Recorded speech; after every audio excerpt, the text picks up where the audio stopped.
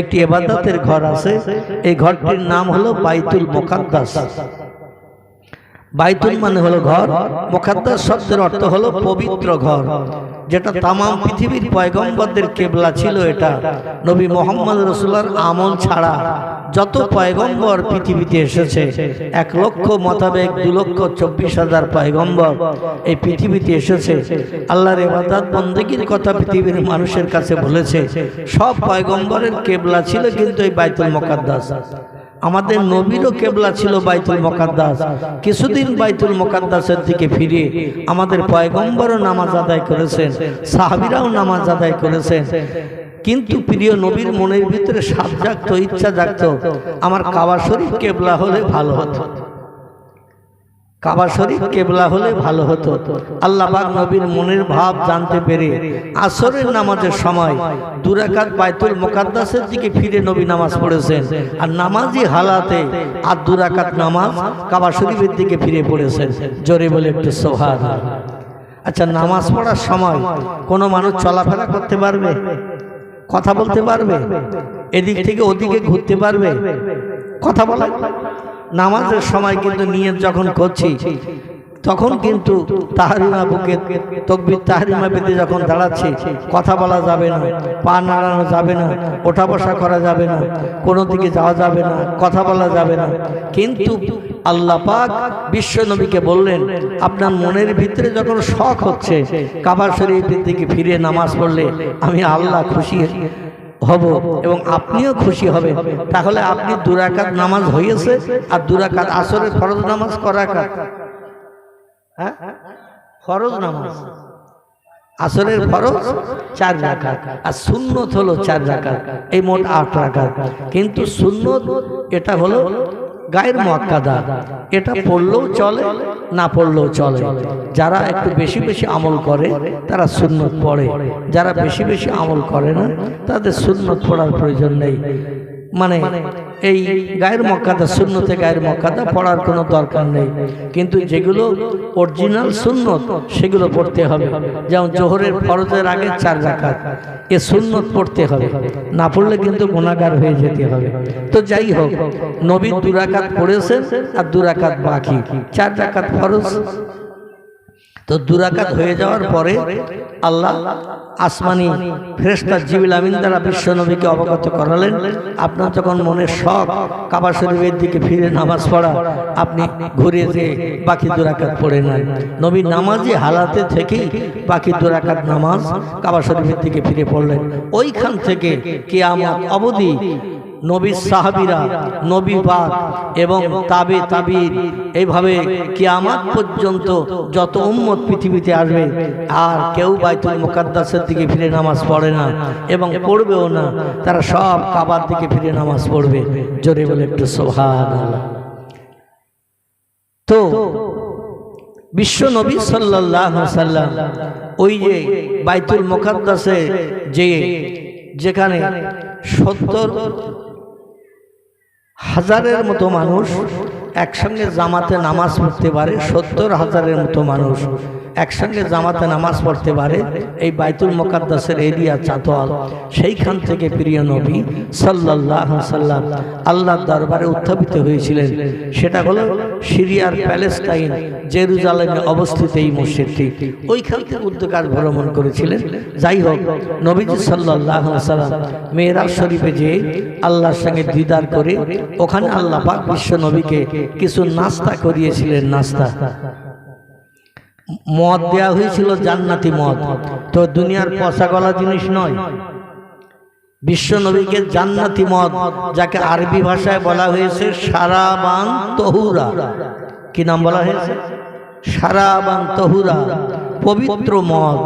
শারাব শব্দের অর্থ হলো মদ, তবে জান্নাতি মদ এ খেলে মানুষ পান করলে পুরুষের দেহে এমন শক্তি ক্ষমতা বিদ্যমান হবে, পরস্পর 70টা নারীর সঙ্গে মেলামেশা করতে পারবে, তাদের ক্লান্তি কষ্ট হবে না। জোরে বলুন সুবহানাল্লাহ। দুনিয়ার পচা গলা মদ খেয়ে কাপড় চোপড় ছেড়ে 4 হাত পা লম্বা করে রাস্তার উপরে অনেকে পড়ে থাকে। যদি একটু বেশি মাত্রায় খেয়ে ফেলে তো আর বাড়ি পর্যন্ত পৌঁছায় না, রাস্তার উপরেই শুয়ে থাকে, গায়ে কাপড় আছে কি না আছে তার খেয়াল থাকে না। কিন্তু জান্নাতি মদ, এতে আপনার শরীরের কোনো রকম ক্লান্তি আসবে না, বরং সতেজতা আসবে এবং কোন রকম পাগল পারা হবে না। এবং পৃথিবীর 70টা নারীর সঙ্গে মেলামেশা করতে গেলে যে ক্ষমতার দরকার, সেই ক্ষমতা জান্নাতি মদ পান করলে পাওয়া যাবে। জোরে বলি একটু সুবহানাল্লাহ। 2 নম্বরে আল্লাহ পাক মধু দান করেছিলেন প্রিয় নবীকে। কোনো বাড়িতে গেলে একটু আপ্যায়ন করা হয় কিনা, যেমন আমাদের ডিলার সাহেবের বাড়িতে যে একটু বসলাম, তিনি তার বাড়ি থেকে মানে ওই থামস আপ না কি বলে, মানে ফ্রুটি দিয়েছিল, তারপরে একটু শশা দিল, ফল দিল, আবার পেঁজি দিল, সব দিল। যাই হোক, আমি কিছু খাই নাই, মানে আমার খাওয়ার নিষেধাজ্ঞা, আমার সুগার এখনো কন্ট্রোলে আসেনি, এই জন্য আমি 1 পিস শশা একটু গালে দিলাম। মানে কিছু বাড়িতে না থাকলেও 1 গ্লাস ঠান্ডা পানি দেওয়ার কথা প্রিয় নবী সাল্লাল্লাহু আলাইহি সাল্লাম বলেছেন। জোরে বলে একটু সুবহানাল্লাহ। নবীদের আদর্শ কি, আদর্শ কি ব্যবহার, আমি সেটা পরে আসি আপনাদের কাছে। তো যাই হোক, মানুষের বাড়ি গেলে কিছু না থাকলে একটু ঠান্ডা পানি দিলে আল্লাহ নবী খুশি হবে, এবং এটাই অতিথিয়তা করা হবে, অতিথিয়তা। তো যাই হোক, প্রিয় নবী গেছেন আল্লাহর বাড়ি, বন্ধুর বাড়ি গেছেন, তো অতিথিয়তা করানোর জন্য 3 রকম জিনিস দেওয়া হয়েছিল। একটা হলো মধু, একটা হলো জান্নাতি মদ, আর একটা হলো জান্নাতি দুধ। কি বললাম? দুধ। আমরা দুধ খুব একটা খেতে চাই না, কিন্তু দুধের ভিতরে অনেক ভিটামিন, প্রোটিন আছে, যেটা হসপিটালে মুমূর্ষু রোগীরও পান করানো হয়। তো প্রিয় নবী সাল্লাল্লাহু আলাইহি সাল্লাম জান্নাতি মধু পছন্দ করেননি, জান্নাতি মদও পছন্দ করেননি, তিনি একটু দুধ পছন্দ করেছিলেন। দুধ, প্রিয় নবী একটু দুধ পান করেছিলেন। তাই দুধ পান করার কারণে আল্লাহ পাক রব্বুল আলামিন নবীকে বললেন, আপনি মধু পান করলেন না, জান্নাতি শরাব পান করলেন না, দুধই যখন আপনার পছন্দ হলো, দুধের ভিতরে আমি 2টি নেয়ামত দান করে দিলাম। জোরে বলে একটু সুবহানাল্লাহ।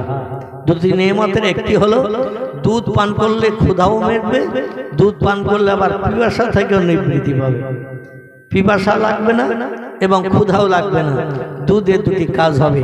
যাই হোক, সেখান থেকে আল্লাহর সাথে কথোপকথন করে প্রিয় নবী সাল্লাল্লাহু আলাইহি সাল্লাম যখন তিনি জান্নাত দেখতে আসলেন, তখন তাকে এই নহরের পানি দেখানো হয়েছিল, যে নহরটার কথা আমি পূর্বে বলছিলাম, ইন্না আতাইনা কাল কাউসার। রে হাবিব, আপনি দুঃখ পাবেন না, ব্যথা নেবেন না, কারণ মক্কার মানুষ আপনাকে লেস কাটা বেরিয়ে বলছে, মক্কার মানুষ আপনাকে গালি দিচ্ছে, এমনি তো আবল তাবল ভাষায় গালি দেয়, আবার তারা আপনার নামে নতুন একটা অপবাদ দিচ্ছে। সে অপবাদটা হলো আপনার বংশ নসল শূন্য, তাই লেস কাটা বেরিয়ে বলছে আপনাকে, মানে আপনার ছেলে নাই। তাই প্রিয় নবী সাল্লাল্লাহু আলাইহি সাল্লামকে আল্লাহ পাক পুত্র সন্তান 4টি দিয়েছিলেন, এবং কন্যা সন্তানও 4টি দান করেছিলেন। মেয়ে ছিল 4টি, আমরা কম বেশি জানি। কারো নাম জয়নাব, কারো নাম রোকায়া, কারো নাম উম্মে কুলসুম, কারো নাম ফাতেমা। এই 4টি মেয়ে যেমন ছিল, নবীজির 4টি পুত্র সন্তান আল্লাহ দান করেছিলেন। তো 4 আর 4 8টি হয়। 8টির ভিতরে 7টি হযরতে মা খাদিজার নসল থেকে জন্ম নিয়েছিল। হযরতে মা খাদিজাতুল কুবরা, যিনি বিশ্ব সুন্দরী ছিলেন, তার নসল থেকে, তার পেট থেকে 7টি সন্তান জন্ম নিয়েছিল। ইব্রাহিম নামের একটি ছেলে ছিল, সেটা অন্য বিভিন্ন নসল থেকে হয়েছিল। আর 7টি সন্তান মা খাদিজার নসল থেকে হয়েছিল। কিন্তু দুর্ভাগ্য, মেয়ে 4টি শৈশবকাল থেকে নিয়ে বৃদ্ধ বয়স পর্যন্ত হায়াতে বেঁচে ছিল, কিন্তু 4টি ছেলে সব বাল্যকালে, শৈশবকালে, কেউ 6 মাস, কেউ 1 বছর, কেউ 8 মাস, এইরকম বয়স প্রাপ্ত হয়েই তারা দুনিয়া থেকে বিদায় নিয়েছিলেন। মুফাসসিরগণ তাফসীরের কিতাবে লিখছেন একটাও ছেলে পৃথিবীতে বৃদ্ধ পর্যন্ত বেঁচে থাকেনি বা বেঁচে থাকার সুযোগ পাননি। তার কারণ হলো ভবিষ্যতে নবীর নামে অপবাদ উঠবে, বিশ্ব নবীর নামে অপবাদ মানুষেরা দেবে। মুহাম্মদের বংশ নসলের অমুক ছেলেটা মদ খেয়ে নাউজুবিল্লাহ রাস্তায় পড়ে আছে, সুদের ব্যবসা করে, সিনেমায় যায়, যাত্রায় যায়, ব্যভিচারী করে। বংশ নসল যদি জারি থাকে ছেলের বংশ নসল, তাহলে পরবর্তীতে ছেলেরা খারাপ হতে পারে। এই খারাপ হলে নবীর নামে অপবাদ রটবে।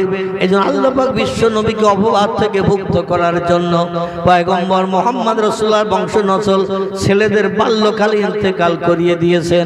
জোরে বলে একটু সুবহানাল্লাহ, যাতে কেউ কোনোদিন বলতে না পারে মুহাম্মদ রাসূলুল্লাহর বংশ নসলে অমুক ছেলে অমুক ছেলের ছেলে ছেলের ছেলে ছেলের ছেলে এই রকম খারাপ কাজে লিপ্ত হয়েছে। যেমন আমাদের বংশ নসলে এমন ঘটে, কি ঘটে না? ঘটে না? যত বড় নামি দামি আলেম আমি হই, যত বড় পীর সাহেব হই, যত বড় সুফি হই, যত বড় মুফাসসির হই, বংশ নসল চলতে চলতে পরবর্তীতে দেখবেন খারাপ একজন না একজন হয়ই হয়। কি ঠিক বললাম না ভুল বললাম?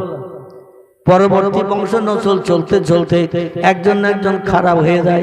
খারাপ হয়ে গেলে তার বাপের নামে, দাদার নামে, পদ্দাদার নামে অমুক লোকটা ভালো ছিল, কিন্তু তার বংশ নসলে দেখো ওই একটা ছেলে মদ খেয়ে রাস্তায় পড়ে আসে নাউজুবিল্লাহ, নামাজ পড়ে না, রোজা রাখে না, মুখে দাড়ি রাখে না, মাথায় টুপি দেয় না, শরীয়তের কাজ করে না। আর এরকম কাজ যদি না করে বদনাম হবে না সুনাম হবে? কি হবে? বদনাম হবে। আল্লাহ পাক বিশ্ব নবীর গায়ে কোনো কাদা মাখাননি, বিশ্ব নবীর গায়ে কোনো রকম দোষ লাগাননি। এই জন্য তার বংশ নসল ছেলেদের আল্লাহ পৃথিবী থেকে বিদায় করিয়ে দিয়েছিলেন।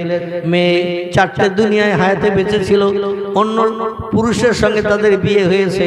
আর বিয়ে হওয়ার কারণে বংশ নসলে যদি কোনো খারাপ হয়, মেয়ের নামে আর অপবাদ হয় না অমুকের ছেলে খারাপ করেছে, অমুকের ছেলে এই করেছে সেই করেছে। মানে যার সঙ্গে মিলনের পরে সন্তান হয়, ওই সন্তানগুলোর নাম কিন্তু তার বাবার নামে, দাদার নামে হয়। মেয়েদের নামে খুব একটা বদনাম হয় না, কারণ জন্ম দেওয়া পিতা যিনি তারই নামে বদনাম হয়। জোরে বলে একটু নাউজুবিল্লাহ। প্রিয় নবী মুহাম্মদ রাসূলকে মক্কার মানুষ বলতো মুহাম্মদ, তুমি যতই দিনের দাওয়াত দাও, কলেমার কথা বলো, ইসলামের কথা তুমি বলো, তুমি মারা গেলে তো সব দুনিয়া থেকে মুছে যাবে। কারণ যারা তোমার এই দিনের কাজ, শরীয়তের কাজ, ইসলামের কাজ করবে তারা তো কেউ বেঁচে নেই, ছেলেরা তো কেউ বেঁচে নেই। তুই মারা যাওয়ার পরে ইসলাম দুনিয়া থেকে মুছে যাবে, কারণ তোমার বংশ নসলের ছেলেরা তো দিনের কাজ কেউ করতে পারছে না, আর করার সুযোগ পাচ্ছে না। এক এক করে সব শৈশবকালে বাল্যকালে মারা গেছে। মুহাম্মদ এই জন্য তুমি হলে লেস কাটা। আমাদের দেশে দেখবেন ছেলে না থাকলে তারে কি বলে? কথা বলে হাটখুড়ো। আর ছেলে মেয়ে না থাকলে কি বলে? ছেলেও নেই মেয়েও নেই, এরে বলে নিবংশ, মানে বংশ নসল কিচ্ছু নেই, একাকী চলে গেল, সব শেষ হয়ে গেল, তার বংশ নসল কিছু নাই। যাদের ছেলে মেয়ে কিচ্ছু নাই এদের বলা হয় নিবংশে। আর ছেলে যদি না থাকে, মেয়ে থাকে, তবু তারে বলা হয় কি? হাটখুড়ো।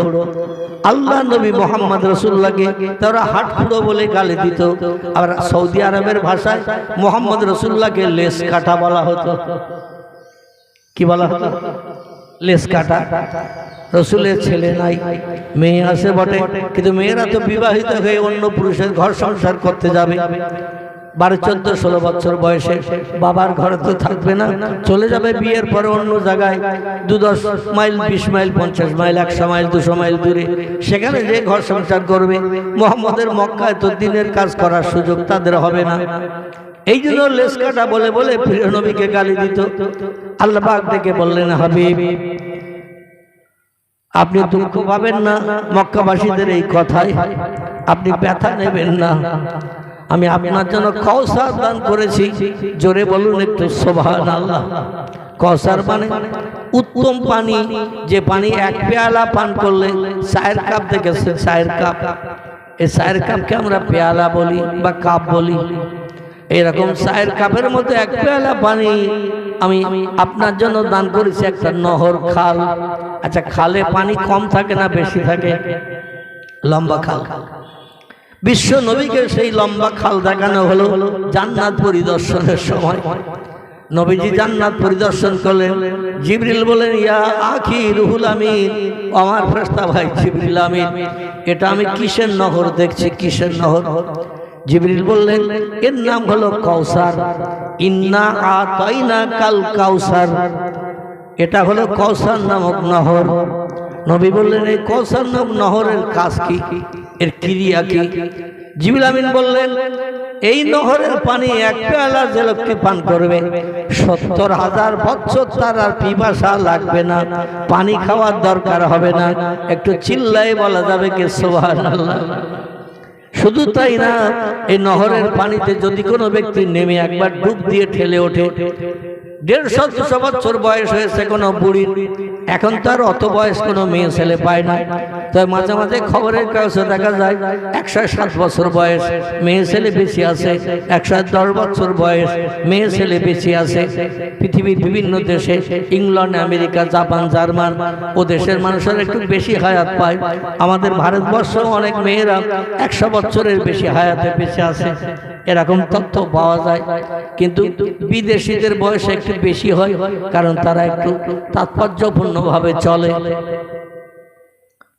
তো ১৫০-২০০ বছর বয়সের কোনো বুড়ি পৃথিবীতে যদি হায়াতে বেঁচে থাকে, এইরকম বুড়ি মেয়ে ছেলে মারা গেছে, আল্লাহ যে অবস্থায় মারা যাবে সেই অবস্থায় তাকে কিন্তু হাসরের মাঠে কবর থেকে উঠাবে। কেউ ৫০ বছর বয়সে, কেউ ৭০ বছর বয়সে, কেউ ৮০-৮২ বছর বয়সে মারা গেলে যেমন শরীর নিয়ে মারা যাবে কবর থেকে ঠিক তেমন উঠাবেন। জোরে বলে একটু সুবহানাল্লাহ। আচ্ছা, আল্লাহ এটা পারবে কি? পারবে বলে মনে হয়?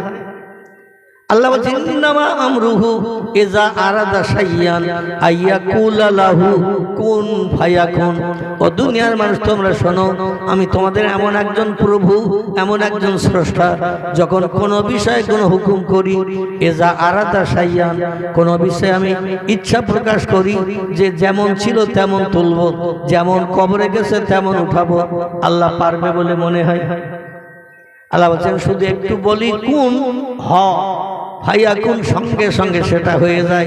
আমার কোনো কিছু বানাতে রাত লাগে না, দিন লাগে না, সময় লাগে না, শুধু বলি হ, সঙ্গে সঙ্গে সেটা হয়ে যায়। জোরে বলি একটু সুবহানাল্লাহ। আল্লাহ যখনই বলবেন হ, সঙ্গে সঙ্গে সেটা হয়ে যাবে। এখন যে অবস্থায় মানুষ মারা যাবে সেই অবস্থায় হাসরের মাঠে উঠবে, কেউ যাবে জান্নাতে, কেউ যাবে জাহান্নামে। ওই অবস্থায় হিসাব নিকাশ করে যার পাপের আমল বেশি, আল্লাহ তাকে লোহার শিকলের দড়ি গলায় পরিয়ে জাহান্নামে নিক্ষেপ করবেন। কারণ কোরআন বলছে, ফাসাউফা ইয়ালামুন ইজিল আগলালু ফি আনাকিহিম ওয়াসসালাসিল ইয়াসহাবুনা ফিল হামিমে সুম্মা ফিন নারি ইয়াসজারুন। জোরে একটু চিল্লাই বলুন আমিন। আল্লাহ বলছেন, বান্দা বান্দিরা কবর থেকে যখন উঠে হাসরের মাঠে দৌড়াবে, হাসর হবে পৃথিবীর মাঝখান জায়গায়।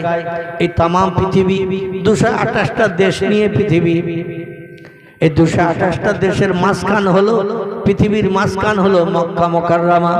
বিজ্ঞানীরা এত উন্নত হওয়া সত্ত্বেও হাজার হাজার যন্ত্রপাতি মেশিন বিজ্ঞানীরা বানিয়েছে, পৃথিবীর হাজার হাজার মাইল দূরে কোনো অচেনা অজানা জিনিস মানুষেরা ঘরে বসে বসে দেখাচ্ছে।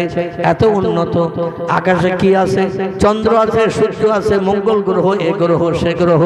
পৃথিবীর মানুষ জমিনে বসে বসে তা দেখার সুযোগ পেয়েছে, কিন্তু বিজ্ঞানের এখনো একটা জায়গায় সাকসেসফুল হতে পারেনি, উত্তীর্ণ হতে পারেনি।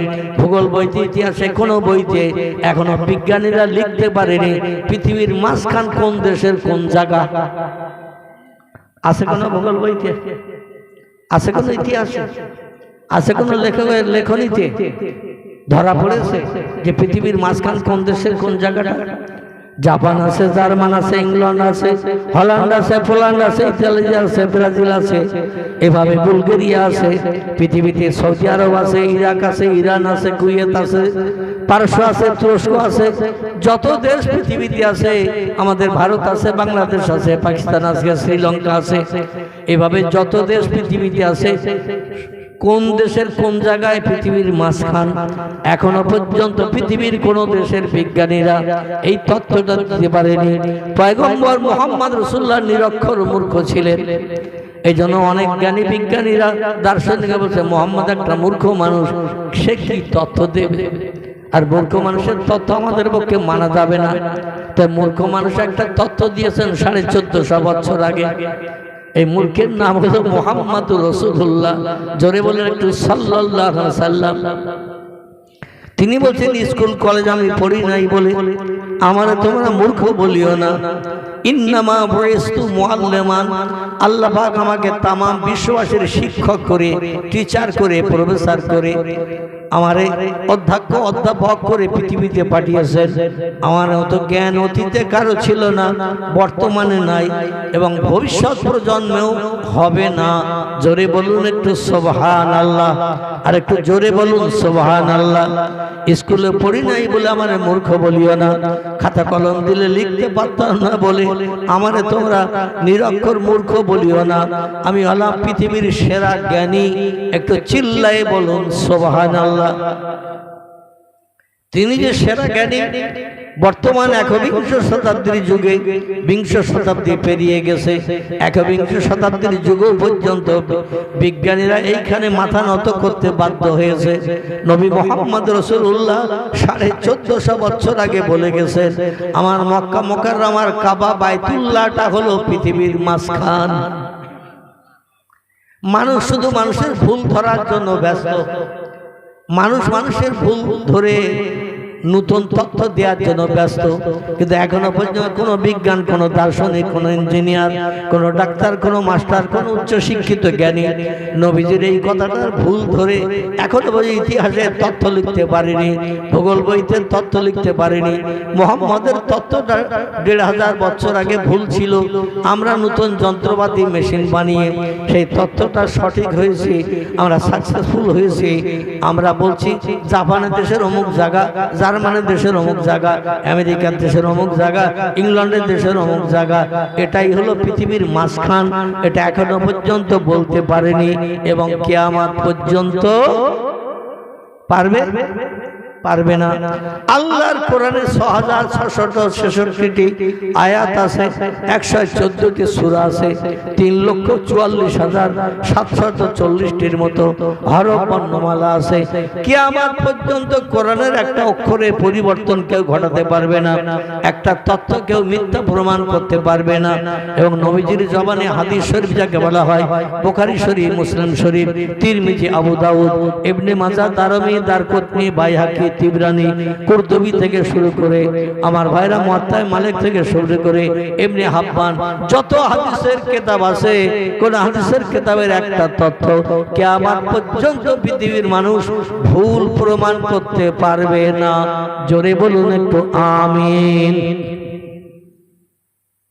আমার ভাইরা, সেই নবীজি সাল্লাল্লাহু আলাইহি ওয়াসাল্লাম 1500 বছর আগে, 1450 বছর আগে কম বেশি তিনি বর্ণনা করে গেছেন, আমার মাতৃভূমির এই কাবা বাইতুল্লাহ 22 হাত লম্বা, 22 হাত আর 22 হাত উঁচু, 33 ফুট লম্বা, 33 ফুট আর 33 ফুট উঁচু। এই যে 4 কোণা বিশিষ্ট ঘর, আমাদের দেশের দুতলা বিল্ডিং যতটা উঁচু হয় ঠিক ততটা উঁচু একতলা একটা ঘর। এই ঘরটার নাম হলো কাবা বাইতুল্লাহ শরীফ। নবী বললেন এটা হলো মাঝখান।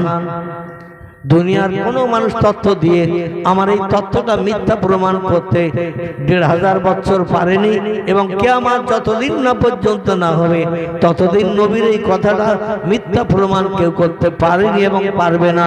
জোরে বলুন আমিন। বিশ্ব নবী এটা বুঝলেন কি করে যে কাবা শরীফ পৃথিবীর মাঝখান জায়গা নির্ণয় করতে গেলে তো একটু উপরে উঠতে হয়, উপরে না উঠলে কিন্তু মাঝখান জায়গা নির্ণয় করা যায় না। পয়গম্বর বলছেন আমি এমন এক জায়গায় উপরে উঠেছি কিয়ামত পর্যন্ত পৃথিবীর কোন দেশের মানুষ সে জায়গায় যেতে পারবে না। সেটার নাম হলো আরশ মুআল্লাহ। কি নাম বললাম? আরশ মুআল্লাহ। সেটা কোথায়? আমরা ওই যে নীল আকাশ দেখি, বিজ্ঞানে বলছে বহুদূর ফাঁকা, তাই নীল মতন দেখায়। আসলে আকাশ বলতে কিচ্ছু নাই। পৃথিবীর বিজ্ঞানীরা যার জ্ঞান মগজে ঢোকেনি তারা আকাশ সম্পর্কে বলছে বহুদূর ফাঁকা, তাই নীল মতন দেখায়। আসলে আকাশ বলতে কিচ্ছু নাই। আল্লাহ নবী বলছেন, আমার জীবনে 53 বছর বয়সে রজব মাসের 26 তারিখের দিন গত রাত আমি বাইতুল মুকাদ্দাস থেকে উত্তর গগন যখন ভ্রমণ করলাম, চলতে চলতে চলতে চলতে প্রথম আকাশের দরজায় গেলাম। আকাশের আবার দরজা রয়েছে, যেটা মানুষের মগজে এখনো পর্যন্ত সে তথ্য আসেনি। দরজা যে দরজার সঙ্গে কথোপকথন করে নবীজি উপরে উঠলেন, দরজা খুলে উপরে গেলেন। বিশ্বনবী বলছেন, এই পৃথিবীর জমিন থেকে নীল আকাশ যতটা ফাঁকা, একটা আকাশ ততটা পুরু। খুব ভালো করে বোঝেন, এই পৃথিবীর জমিন থেকে নীল আকাশ যতটা ফাঁকা, একটা আকাশ ততটা পুরু, তার উপরে আবার ততটা ফাঁকা, তারপর আবার আর একটা আকাশ, তার নাম দ্বিতীয় আসমান। সাবআ সামাওয়াতিন তিবাকান কোরআনে সূরা বাকারায় এসেছে। আল্লাহ পাক কোরআনে বলছেন, আমি আকাশ বানিয়েছি 7টি। কটি? 7টি আকাশ। এক একটা আকাশের এক এক রকম কালার রং রয়েছে। কোনটার রং সবুজ, কোনটার রং নীল, কোনটার রং হলুদ, কোনটার রং লাল, কোনটার রং এইভাবে রূপর বরণ, কোনটার রং সোনার বরণ। এইভাবে বিভিন্ন আকাশের বিভিন্ন কালার আল্লাহ বানিয়েছেন, তাফসীরের ভিতরে এসেছে। তো এক একটা ফাঁকা, এই পৃথিবী থেকে নীল আকাশ যতটা ফাঁকা, একটা আকাশ ততটা পুরু, তার উপরে আবার ততটা ফাঁকা, তারপরে যে আবার একটা আকাশ, সে আকাশ ততটা পুরু, যতটা ফাঁকা ততটা পুরু, তার উপরে আবার ওই রকম ফাঁকা, তারপর আবার একটা আকাশ। আল্লাহর পয়গম্বর বলছেন, চতুর্থ আকাশে যেয়ে দেখে সূর্য সেখানে সেট করা রয়েছে। জোরে বলে একটু সুবহানাল্লাহ। আমরা তো দেখি প্রথম আকাশের নিচে সূর্য, দেখি না? দেখি না? আমরা দেখি যে সূর্য চলছে, ওটা প্রথম আকাশের নিচে, উপরে নীল আকাশ, সূর্য তলায়। আর নবী বলছেন, আমি চতুর্থ আকাশে যেয়ে দেখি চতুর্থ আকাশের গায়ে সূর্য সেট করা রয়েছে। নিচে 3টে, উপরে 3টে, 4 নম্বর হলো আকাশ। এই 4 নম্বর আকাশে নিচে 3টে আকাশ, উপরে 3টে আকাশ, 4 নম্বর আকাশে সূর্য সেট করা রয়েছে। ওখান থেকে আবার 3টে আকাশ রয়েছে। তারপরে যে সিদরাতুল মুনতাহা বলে একটি জায়গা, 7ম আসমানের উপরে সিদরাতুল মুনতাহা বলে একটা জায়গা, মানে পৃথিবীর শেষ, আকাশের শেষ। এই জায়গার নাম হলো ইন্তিহা, শেষ। তারপরে বহুদূর ফাঁকা। আল্লাহর পয়গম্বর বলছেন, আমি রফরফ নামক একটা গাড়ি পেলাম 7ম আসমানের উপরে উঠে। সেখানে আর বোরাক চলেনি, বোরাক সেখানে যেতে পারবে না এই ফাঁকার উপরে। সেখানে আল্লাহর তরফ থেকে একটা গাড়ি এসেছে, এই গাড়িটার নাম হলো রফরফ। রফরফ গাড়িতে যখন উঠলাম, গাড়ি উপরে উঠতে শুরু করে দিল। বহুদূর চলার পরে একটা জায়গা, সে জায়গাটার নাম হলো আরশ কুরসি। কি নাম? আরশ কুরসি। সেখানে আল্লাহ অধিষ্ঠিত আছেন, অতীতে ছিলেন, বর্তমানে আছেন, ভবিষ্যতেও থাকবেন। 4খানা পায়া বিশিষ্ট একটা চেয়ার, ইংরেজিতে তাহলে চেয়ার বলে, বাংলায় তারে কেদারা বলে, আরবিতে বলা হয়েছে কুরসি। সেই কুরসির কাছাকাছি পয়গম্বর পৌঁছে গেলেন। আল্লাহ ওয়েলকাম, স্বাগতম, খোশামদিদ জানালেন। প্রিয় নবী কুরসি থেকে নেমে, আর আল্লাহ আরশ কুরসির একটা এরিয়া, ঘর আছে, ঘর মনে করুন, বসার জন্য বলছি। সেই ঘরের দরজায় প্রিয় নবী গেলেন। আল্লাহ বললেন, উদখুল বাবাকা, দরজা দিয়ে আপনি ভিতরে ঢুকুন। আমি যেখানে পূর্বে ছিলাম, বর্তমানে আছি, ভবিষ্যতেও থাকবো, যেখান থেকে তামাম বিশ্ব আমি নিয়ন্ত্রণ করে থাকি। এইখানে আপনি আসেন, যেখান থেকে তামাম পৃথিবীর সবকিছু আমি নিয়ন্ত্রণ করে থাকি। পয়গম্বর পায়ের দোকানের জুতো ছিল, এই জুতো দোকানা খুলে আল্লাহর আরশের এরিয়ার ভিতরে ঢুকতে গেলেন। আচ্ছা, আমরা মসজিদে যখন যাই বাড়ি থেকে, খালি পায়ে যাই না জুতো পায়ে দিয়ে যাই? কি ভাই? মসজিদে যখন বাড়ি থেকে যাই খালি পায়ে যাই না জুতো পায়ে দিয়ে যাই? কথা বলে, জুতো পায়ে দিয়ে যাই। আচ্ছা, জুতো পায়ে দিয়ে মসজিদের দরজার মুখে যেয়ে জুতো খুলে রেখে ভিতরে ঢুকি না জুতো পায়ে দিয়ে ঢুকি? কি করি আমরা? জুতো খুলে রেখে মসজিদে ঢুকি, কারণ মসজিদ মোজাইক করা, ঝাড়ঝুট দেওয়া, পরিষ্কার পরিচ্ছন্ন। সেখানে জুতো পায়ে দিয়ে গেলে মানুষ তারে পাগল বলবে না ভালো বলবে? কি বলবে? তোর মতো পাগল আর দুনিয়ায় দুটো নেই।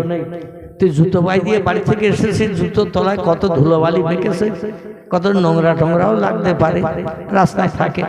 আর সেই জুতো নিয়ে ভিতরে এসেছিস, যেখানে মানুষ কপাল দেবে, সেজদা করবে, যেখানে হাত লাগাবে, নাক দেবে, আর সেখানে তুই জুতো পায়ে দিয়ে এসেছিস, ধুলো মাখাচ্ছিস। এই জন্য প্রিয় নবী, আরশ কুরসির মতো দামি জায়গা আর আছে পৃথিবীতে? যেখানে আল্লাহ পূর্বে ছিলেন, বর্তমানে আছেন, ভবিষ্যতে থাকবে। এর মতো দামি জায়গা তো হতে পারে না, বেহেশতের থেকেও দামি। জোরে বলে একটু সুবহানাল্লাহ। নবী পায়ের জুতো দোকানে খুলে আরশ কুরসির মর্যাদা সম্মান রক্ষার জন্য আমরা যেমন মসজিদের মর্যাদা সম্মান রক্ষা করি, রক্ষার জন্য জুতো দোকানে খুলে ভিতরে ঢুকতে গেলেন। আল্লাহ অনুমতি দিয়েছে, ওয়েলকাম, স্বাগতম, খোশামদীদ, আপনি ভিতরে আসুন। প্রিয় নবী সাল্লাল্লাহু আলাইহি সাল্লাম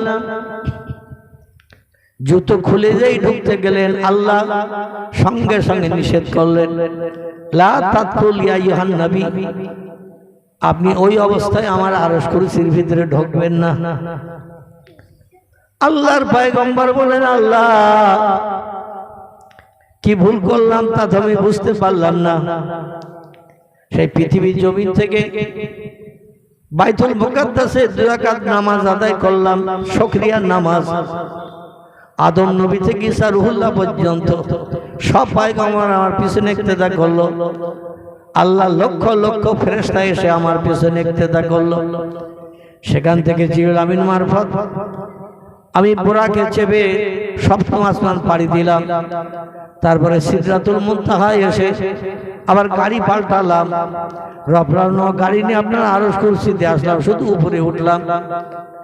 আরশ কুরসির দরজায় এসে আপনি ওয়েলকাম, স্বাগতম জানালেন, আমারে ঢুকতে বললেন, ভালো মন্দ জিজ্ঞাসা করলেন, খবরা খবর নিলেন, আমারে ভিতরে ঢুকতে বললেন, আমি ভিতরে ঢুকতে গেলাম।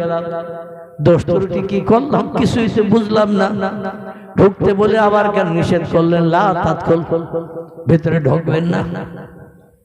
আল্লাহ কিসে কি হলো বুঝলাম না। আর আল্লাহ বলছেন, হাবিব একটা অঘটন ঘটে গেছে, একটা অঘটন ঘটে গেছে। নবী বলছেন, আল্লাহ আমি তো কিছুই বুঝলাম না কি অঘটন ঘটেছে, কারণ আপনি আলেমুল গায়েব, কাজুল কুজ্জাত, আহকামুল হাকিমিন, আপনি শ্রেষ্ঠ জ্ঞানী, আপনার জ্ঞানের সঙ্গে আমাদের জ্ঞানের তো তুলনা হবে না। আল্লাহ কি অঘটন ঘটলো আমি তো বুঝলাম না। আল্লাহ বলেন, হাবিব ওই যে জুতো খুলে ঢুকছেন এটাই হলো অঘটন, জুতো খুলে ঢুকছেন এটাই হলো অঘটন।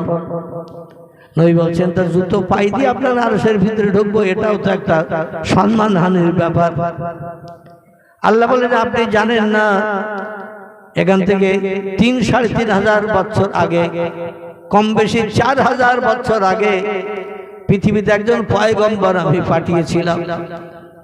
সে পয়গম্বরের বাবার নাম ছিল ইমরান, তার নাম ছিল মুসা কালিমুল্লাহ। আমার জালালি কদরের পয়গম্বর ছিল, যে কোনো সমস্যায় পড়লে সরাসরি আমার সঙ্গে বাক্য লাভ করত। একটা জায়গায় এসে, এই জায়গাটির নাম হলো কোহে তুর।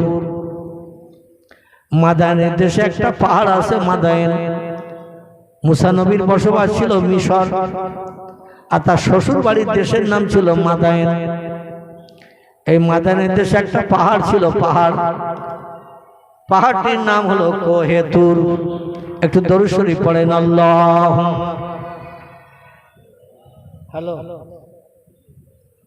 ওয়ালাইকুম আসসালাম। আল্লাহ ভালো রেখে ভাই, আমার এই মহল্লায় আমি একটা প্রোগ্রাম করছি, সেখানে ওয়াজ করছি।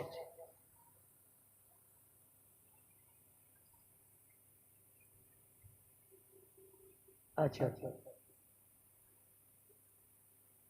আগামী বছর? হ্যাঁ, আপনি কালকে সকালে ফোন করবেন, আমি একটা প্রোগ্রামে আছি এখন। হ্যাঁ, কথা বলছি, কাল সকালে ফোন করবেন। দরুদ শরীফ। আল্লাহুম্মা সাল্লি আলা সাইয়্যিদিনা মাওলানা মুহাম্মদ ওয়া আলা আলি সাইয়্যিদিনা মাওলানা মুহাম্মদ। ও মদিনা, তোমার দেশেতে নিয়ে আমায় চলো না, তোমার দেশে নবীর মাজার আমায় দেখাইয়া দাও না।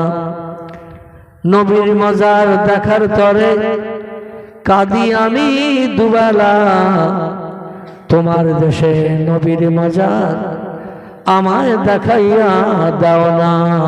আল্লাহুম্মা সাল্লি আলা সাইয়্যিদিনা মাওলানা মুহাম্মদ ওয়া আলা আলি সাইয়্যিদিনা মাওলানা মুহাম্মদ। মিশর এবং মাদায়েন দুটো পাশাপাশি দেশ। মিশর হলো নবীর মাতৃভূমি, আর মাদায়েন হলো নবীর শ্বশুর বাড়ি। যে দেশে একজন পয়গম্বর ছিল, তার নাম ছিল হযরত শুআয়ব আলাইহিস সালাম। এই শুআয়ব নবীর মেয়ে, যার নাম ছিল হযরতে সফুরা।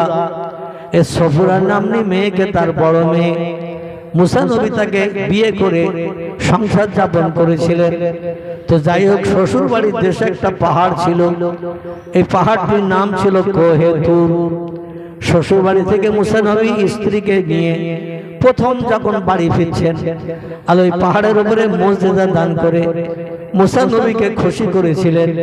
সেইখান থেকে মুসা নবীকে আল্লাহ বললেন, যখন কোনো সমস্যায় পড়বে, যখন কোনো মুসিবতে পড়বে, আমি আল্লাহ পাক আমার সঙ্গে যদি সমস্যার সমাধানের জন্য কথা বলতে চাও, তাহলে হ্যালো হ্যালো হ্যাঁ বলেন, কথা বলে। হ্যাঁ, কে? হ্যাঁ, পরে ফোন করবেন, আমি ওয়াজ করছি। তো যখন কোনো সমস্যায় বিপদে পড়বে, আমি আল্লাহ আমার কাছে এই পাহাড়ের উপরে এসে কথোপকথন করবে। মুসা নবী সেইভাবে আমার সঙ্গে কথা বলতে আসতো।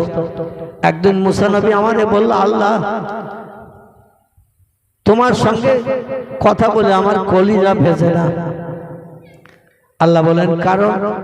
বলে, তোমার সঙ্গে কথা বলি এমন, এখন যেমন টেলিফোনে কথা বলা হয়, মানুষ দেখতে পাওয়া যায় না, কিন্তু এখন বিজ্ঞান উন্নত, টেলিফোনে মানুষও দেখিয়ে দিচ্ছে।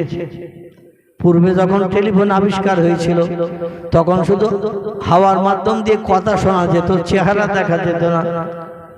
বিজ্ঞান রিসার্চ করে গবেষণা করে এখন চেহারা দেখিয়েও দিচ্ছে, কে কেমন কথা বলছে, ঠোঁট নাড়ি সব দেখা যাচ্ছে, হাসি তামাশা সব দেখা যাচ্ছে। কিন্তু মুসা নবী ৪৫০০ বছর পূর্বের মানুষ। তিনি বলেন, আল্লাহ কথা বলে কলিজা ভেজে না, তোমার চেহারা যদি একটু দেখতে পেতাম তাহলে কলিজা আমার ভিজে যেত। তুমি কেমন আল্লাহ? আল্লাহ বলেন, লান তারানি ইয়া মুসা, কথা বলে তুমি খুশি হও, সন্তুষ্ট হও, চেহারা দেখতে চেয়েও না। মুসা বলে, আল্লাহ তাহলে প্রেম কাটাব হয়ে যাবে, মোহাব্বত কাটাব হয়ে যাবে, এই কথা বলে আমি খুশি হতে পারছি না, তোমার চেহারা আমার দেখাতেই হবে। দেখবেন প্রেমিক যখন প্রেমিকার কাছে কোনো দাবি করে, প্রেম যদি খুব গাঢ়তর হয়, দাবি কবুল না করে পারে না। আবার প্রেমিকা প্রেমিকের কাছে যদি কোনো দাবি করে, দাবি যদি কবুল না করে, দাবি যদি বাস্তব রূপ দান না করে, প্রেম গাঢ়তর হয় না। আল্লাহ পাক বললেন, তুমি আমারে দেখতেছো না। মুসা বললেন, তাহলে প্রেম কাটাব করব, তোমার সঙ্গে আর সম্পর্ক রাখবো না। আল্লাহ বলেন, না দেখা দিলে তুমি শুনবে না। মুসা নবী বলেন, লা ইয়া রব্বি, না দেখা দিলে শুনবো না, দেখা দিতে হবে। আল্লাহ বলেন, শোনো, তুমি আমারে দেখতে চাইছো, কিন্তু দেখলে তোমার ক্ষতি হবে। আমি যে নূরে তাজল্লির প্রভু, এত উজ্জ্বল চেহারা, নূর আমার দেহে, এ দেখলে তোমার ক্ষতি হবে। মুসা বললেন আমার ক্ষতি হোক তাতে আপনার কোনো আপত্তি নেই, আপনার দেখা দিতে হবে। তবে কি ক্ষতি হবে আপনার দেখলে একটু বলতে হবে। আল্লাহ বলেন তোমার চোখ অন্ধ হয়ে যাবে, তোমার চোখ অন্ধ হয়ে যাবে, এই জ্যোতি আলো তুমি দেখে সহ্য করতে পারবে না। আচ্ছা, সূর্য যখন উদয় হয়, আকাশে মেঘ টেঘ নেই, নীল আকাশ ফাঁকা দেখতে পাচ্ছি। সূর্য বেলা 10টার সময়, 11টার সময়, 12টার সময় আমাদের সূর্যের দিকে তাকাই, কত মিনিট তাকিয়ে থাকতে পারবো? কথা বলেন। সূর্যের দিকে যদি একটানা তাকিয়ে থাকি কত মিনিট পারবো? ক মিনিট পারবো? 1 মিনিট, 2 মিনিট, খুব চেষ্টা করে এত 5 মিনিট সূর্যের দিকে তাকিয়ে থাকলে চোখ ধাঁধা লেগে যাবে না? যাবে না? চোখে আর কিছু দেখা যাবে? আচ্ছা, সূর্য বানিয়েছেন যিনি, তার চেহারা লাইট জোর বেশি না কম? যিনি সূর্য বানিয়েছেন তার চেহারার লাইট কত কোটি কোটি গুণে উজ্জ্বল, সেটা তো আমরা ধারণা করলেই বুঝতে পারবো। সে আল্লাহ চেহারা নূরের জ্যোতি কত উজ্জ্বল, এ চোখ তা দেখে সহ্য করতে পারবে না। এই জন্য আল্লাহ বললেন তোমার চোখের যে পাওয়ার আছে, জ্যোতি আছে, ওই জ্যোতিতে আমার চেহারার লাইট দেখে সহ্য করতে পারবে না। তোমার চোখ অন্ধ হয়ে যাবে, খারাপ হয়ে যাবে, চোখ নষ্ট হয়ে যাবে। মুসা বললেন আমার ক্ষতি হয় হোক আল্লাহ, ওটা আপনার দেখতে হবে না। জোরে বলুন সুবহানাল্লাহ। তো আপনার চেহারা আমার দেখাতেই হবে। আল্লাহ ডেকে বললেন নাসর যখন হয়ে গেছো, না দেখলেই যখন শুনবে না আর কথা বলতে আসবে না, আমি আল্লাহ সেটা চাই না। ও পয়গম্বর, তো অমুক দিন তুমি এসো, ওই দিন আমার চেহারা তোমারে দেখিয়ে খুশি করব। পয়গম্বর দিনের দিন খুব সংক্ষেপ করে বলি, গোসল সারলেন, নতুন জামা কাপড় পরিধান করলেন, করে এবার বাড়ির কর্ত্রী যিনি হযরতে সফুরা শোয়েব নবীর কন্যা, তাকে ডেকে বলছেন ওগো আমি যে কাজে যাচ্ছি আল্লাহর কাছে একটু দোয়া করো, আমি যেন কাজে সাকসেসফুল হই, সফল হই। স্ত্রীর মন ভারী, মুখ ভারী, কারণ দেখবেন আমাদের ছেলেরা একদিন একেবারে মোজা থেকে শুরু করে, জুতো থেকে শুরু করে, জাঙ্গিয়া থেকে শুরু করে, গেঞ্জি থেকে শুরু করে, জামা টামা যা কিছু পরিধান করে সব নতুন। দিনটা কবে কি বলতে পারবেন? একেবারে জুতো থেকে, মোজা থেকে, গেঞ্জি থেকে, জাঙ্গিয়া থেকে, পায়জামা থেকে, জামা থেকে শুরু করে পকেটের রুমাল পর্যন্ত সব নতুন। আলহামদুলিল্লাহ, এই পোশাক পরিধান করে ছেলেরা। যেদিন বিয়ে করতে যায় নতুন দুলহিনকে আনতে যায়, কোন পুরনো কাপড় কি থাকে? থাকে? যত গরিব মানুষ হোক, কম দামের হোক, নতুন পোশাক পরিচ্ছদ পরিধান করে যায়। মুসা নবী সেই দিন কিন্তু নতুন পোশাক পরিধান করেছিলেন। আর স্ত্রী ওই নতুন পোশাক দেখে আমাদের মেয়েরা খুশি হবে না অখুশি হবে? যদি স্বামী আসকান পরিধান করে, মাথায় পাগড়ি দেয়, নতুন পায়জামা পাঞ্জাবি পরিধান করে যদি বাড়ি থেকে রওনা দেয়, স্ত্রীরা খুশি হবে না অখুশি হবে? অখুশি হবে। কারণ আমি সেবা যত্ন করছি তাতে উনি খুশি না। এত সেবা করি, যত্ন করি, রান্না করি, জামা কাপড় পরিষ্কার করি, যা বলে তাই শুনি, তবু খুশি না। আবার কারে বিয়ে করতে যাচ্ছে বাড়িতে আনবে বলে, ঠিক না ভুল? আবার বিয়ে করতে যাচ্ছে বাড়িতে নিয়ে আসবে। মেয়েরা সব জিনিসের ভাগ অপরকে দিতে চায়, একটা জিনিসের ভাগ কিন্তু কাউকে দিতে চায় না। সেটা কিসের ভাগ? স্বামীর ভাগ। সব জিনিসের ভাগ মেয়েরা দেবে, দ্বিধাদ্বন্দ্ব করবে না, কিন্তু স্বামীর ভাগ মেয়েরা কাউকে দিতে চায় না।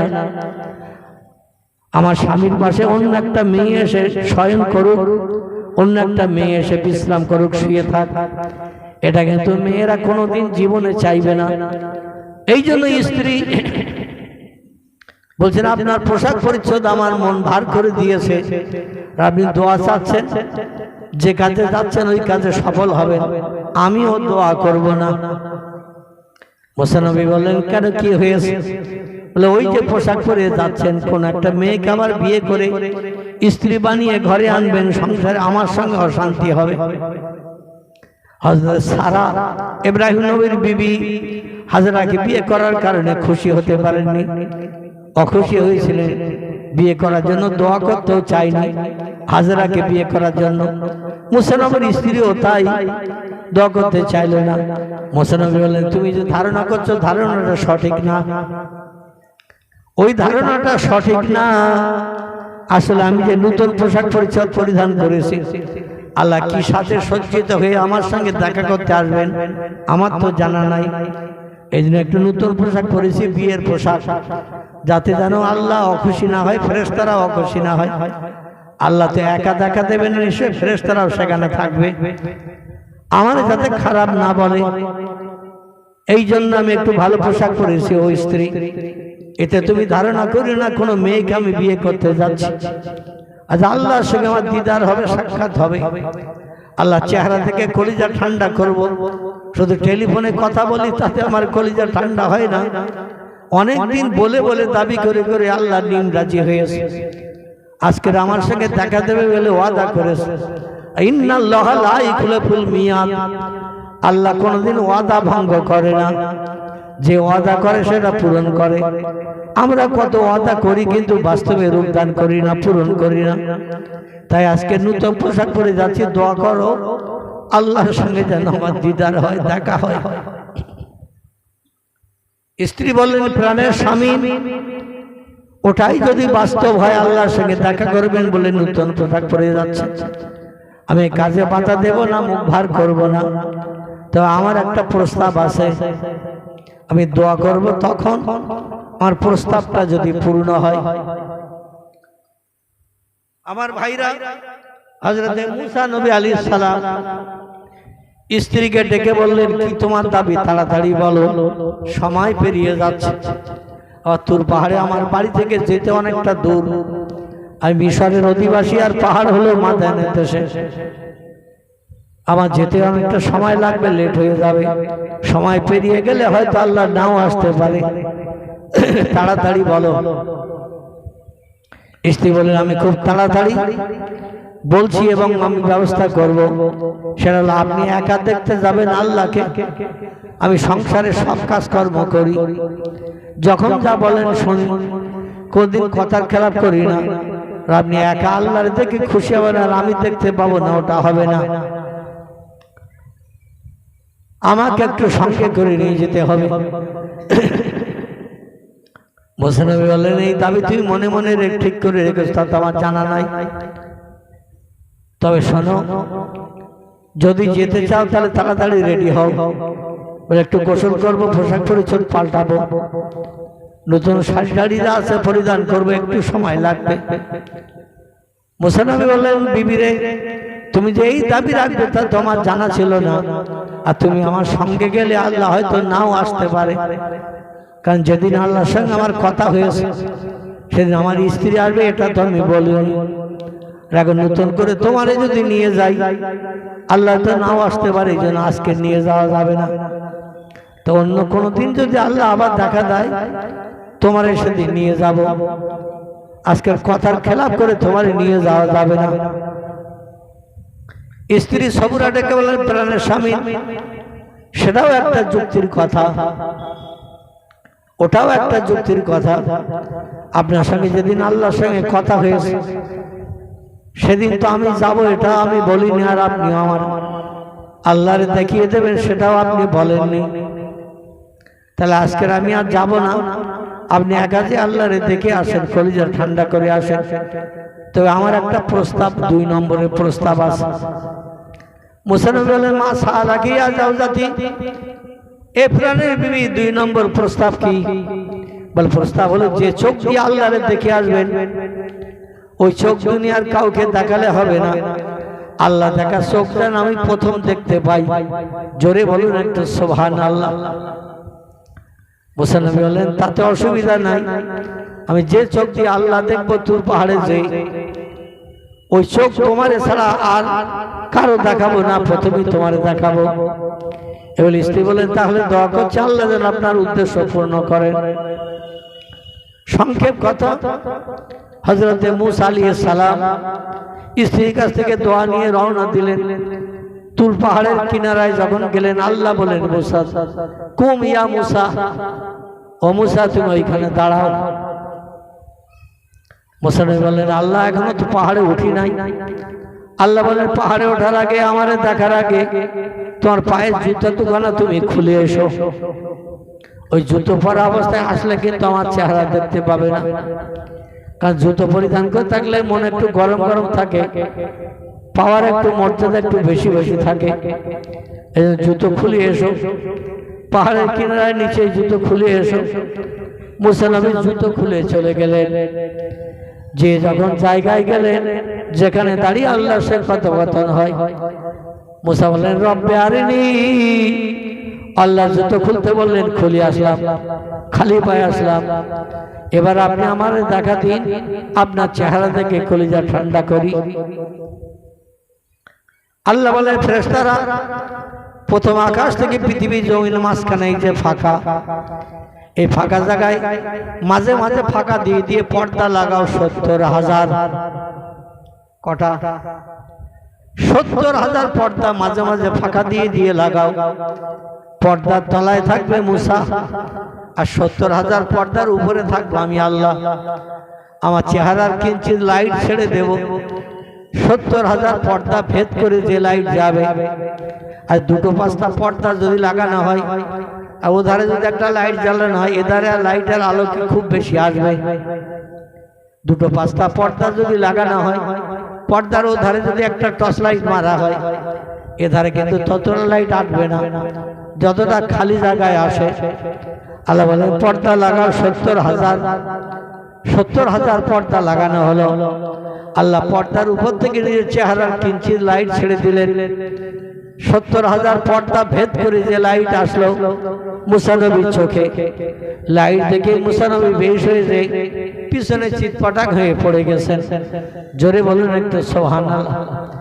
লাইটের এত তীক্ষ্ণ জোর, এত তীক্ষ্ণ জ্যোতি মূসা নবীর চোখে লাগার সঙ্গে সঙ্গে চোখ ধাঁধা লেগে গেল, অন্ধকার দেখতে শুরু করলো।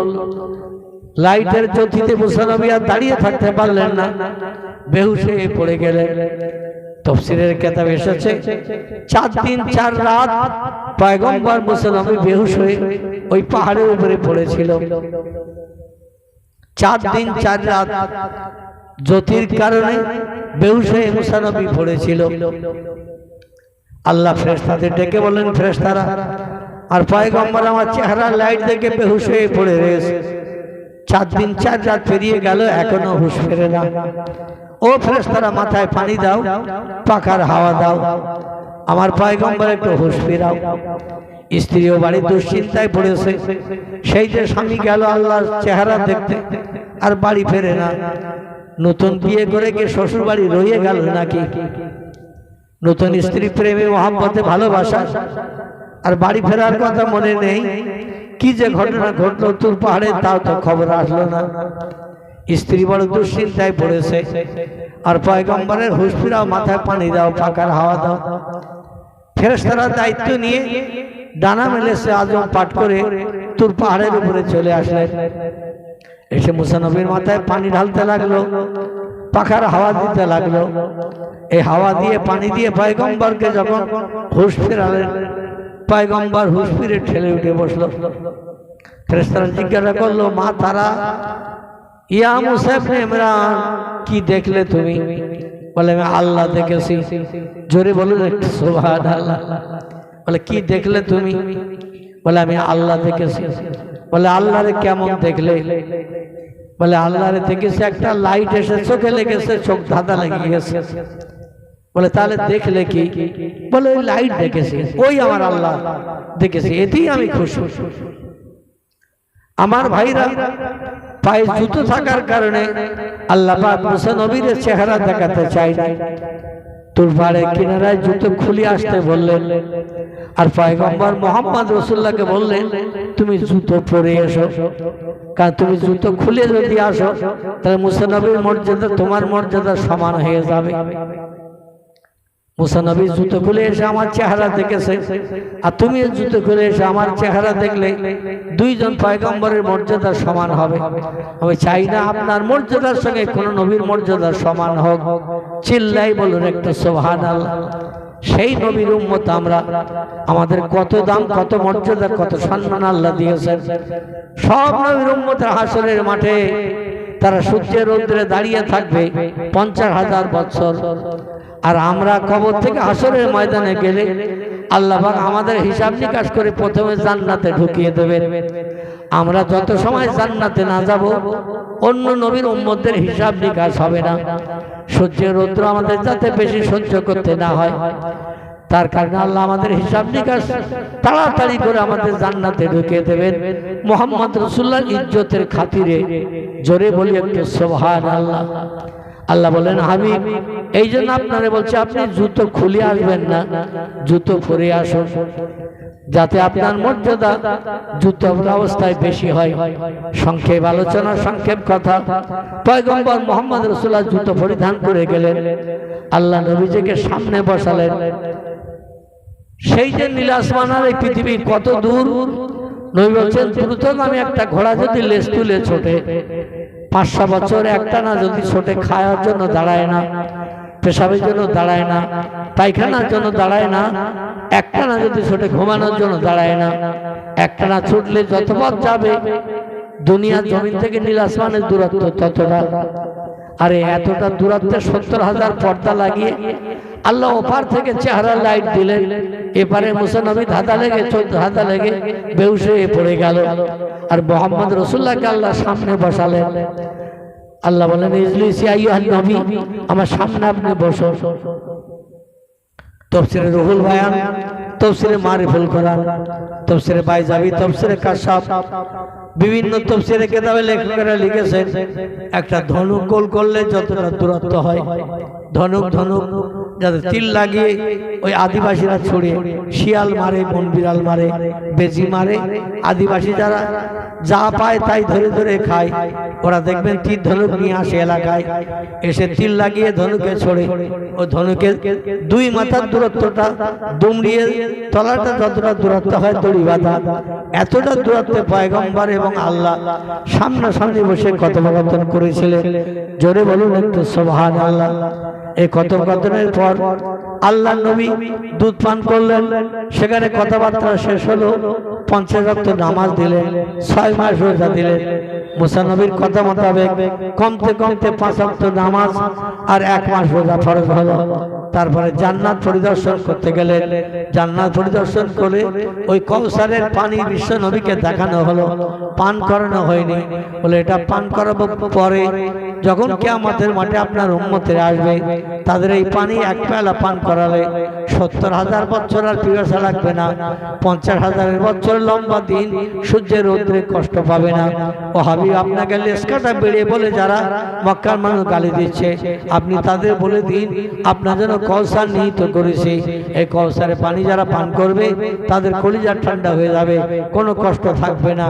আর যারা বলছে আপনি লেসকাটা বেড়ে আপনার সন্তানে আপনার ধর্ম দুনিয়ায় জারি থাকবে না, ওদের বলে দিন দুনিয়ার উম্মত হবে আপনার সন্তান আর আপনি হবেন তাদের পিতা, আর ওদের ছেলে মেয়ে আপনজন আত্মীয় স্বজন ইয়াউমা ইয়াফিরুল মারউ মিন আখিহি উম্মিহি ওয়া আবিহি ওয়া সাহিবাতি ওয়া বানিহি। দুনিয়া যারা আপনজন ছেলে মেয়ে ভাই বোন আত্মীয় স্বজন আছে, হাসরের মাঠে কেউ কারো পাশে দাঁড়াবে না, কেউ কারো কাছে পরিচয় দেবে না, যার সে একাকী দাঁড়িয়ে যাবে। আর তাম পৃথিবীর উম্মত এই আপনার কাল থেকে নিয়ে কিয়ামত পর্যন্ত যত মানুষ কালেমা পড়ে ইসলাম গ্রহণ করবে, আপনাকে পয়গম্বর মেনে নেবে, সব আপনার সন্তান হিসাবে বিবেচিত হবে। আপনি তাদের সন্তান হিসাবে গর্ব করে তাদের জন্য জান্নাত হালাল বানাবেন। আর কোন নবীর আপনজন আত্মীয় স্বজন কেউ পাশে দাঁড়াবে না, সব হবে তাদের শত্রু। কেউ কার কাছে পরিচয় দেবে না, কারো কাছে নিজের প্রয়োজনের কথা বলবে না। জোরে বলুন একটু সুবহানাল্লাহ। এটা হলো প্রিয় নবী মুহাম্মদ রাসূলের জন্য আমার আল্লাহর তরফ থেকে তওবা বকশিশ। আর আমাদের জন্য তওবা হলো, নবী বলছেন আমি অতদিন পর্যন্ত আল্লাহ প্রথম আমারে জান্নাত হালাল বানাবেন, হিসাব নিকাশের আগে প্রথম আমারে জান্নাত হালাল বানাবেন, কিন্তু লা ইয়াদখুলুল জান্নাহ, আমি মুহাম্মদ তত সময় পর্যন্ত জান্নাতে যাব না যত সময় পর্যন্ত আমার একটা উম্মত হাসরের মাঠে দাঁড়িয়ে থাকবে। আমি তাদের জান্নাতে ঢুকাবো, যখন কেউ থাকবে না হাসরের মাঠে সবাইকে জান্নাতে ঢুকিয়ে আমি মুহাম্মদ রাসূলুল্লাহ আমি শেষে যাব জান্নাতে। আমার সন্তানেরা সব জান্নাত আগে চলে যাবে। জোরে বলুন একটু সুবহানাল্লাহ। উচ্চ রবে প্রাণ ভরে একটু দরুদ শরীফ আল্লাহুম্মা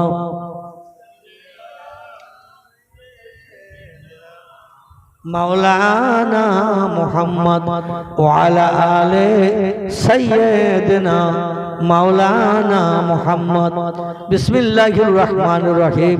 ওয়ালাম্মা তাম্মা মিন হামলিহি শাহরান আলা শুরুল আকওয়ালিল মারাবিয়া তুআফিয়া বিল মদিনাতি শরীফাতি আবু আব্দুল্লাহ ওয়া কানা কাদিস্তাজাবিয়া কলিহি বনি আদিম মিন আত-তাইফাতি তিজারিয়া ওয়া মা কাসাফিন শাহরান আলা সাকিমা ইওয়ানুনা সুকমা ওয়া শাকওয়া ওয়ালাম্মা মাররা মিন হামলিহি আলা রাজিতি সাতরাশুল কামারিয়া ওয়া আনাল জামানে আয়ানজাল সাদা হযরত মুহলাইলা মাউলিদিহি আশিয়াতুল মারিয়াম রাদিয়াল্লাহু আনহুমা ফি নাসতা মিনাল হাদিরাতিল কুরসিয়া ফাকাদাল মাকাতু ফালাদাতু সাল্লাল্লাহু আলাইহি ওয়াসাল্লাম নূর আয়াতলাহু লাউসানা সাল্লাল্লাহু আলা মুহাম্মদ সাল্লাল্লাহু আলাইহি ওয়াসাল্লাম। কে হায় মোমিন ওঠো, ওয়াক্তে আখিরি তাজিমে কিয়াম, সকলে দাঁড়িয়ে যান। ইয়া নবী তুলে নাও, একটু কিয়াম পড়া।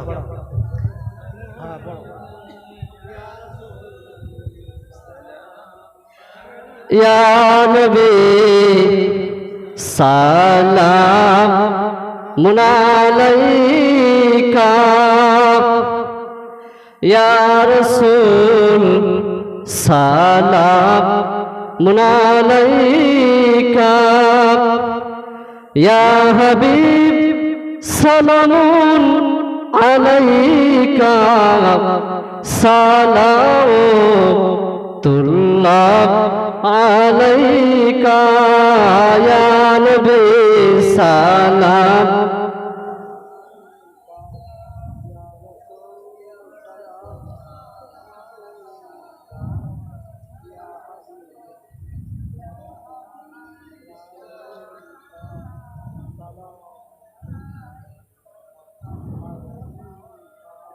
नबी नाम होए दुनिया ना होया फेरेस्ता खोदार হয়েছি উম্মত নবী আপনার তার তরে সালাম লাখো বার ইয়া নবী সালাম या रसूल सलामुन अलैका या हबीब सलामुन अलैका सलामु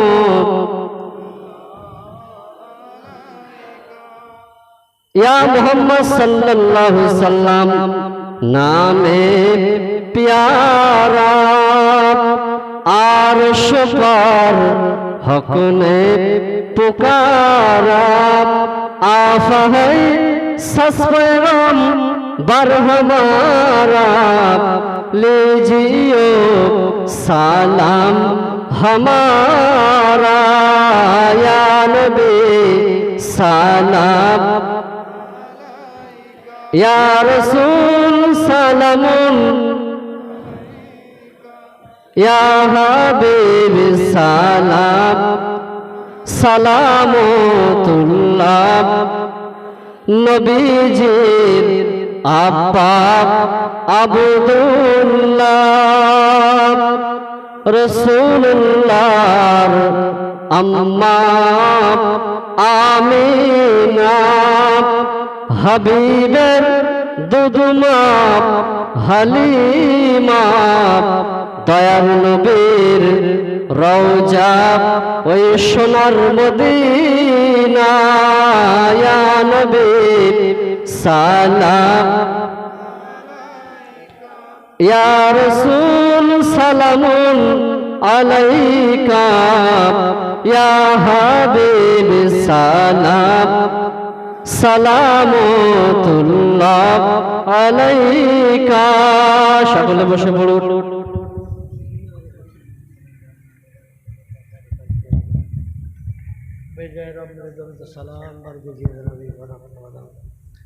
প্রাণ ভরে পড়ুন বালাগাল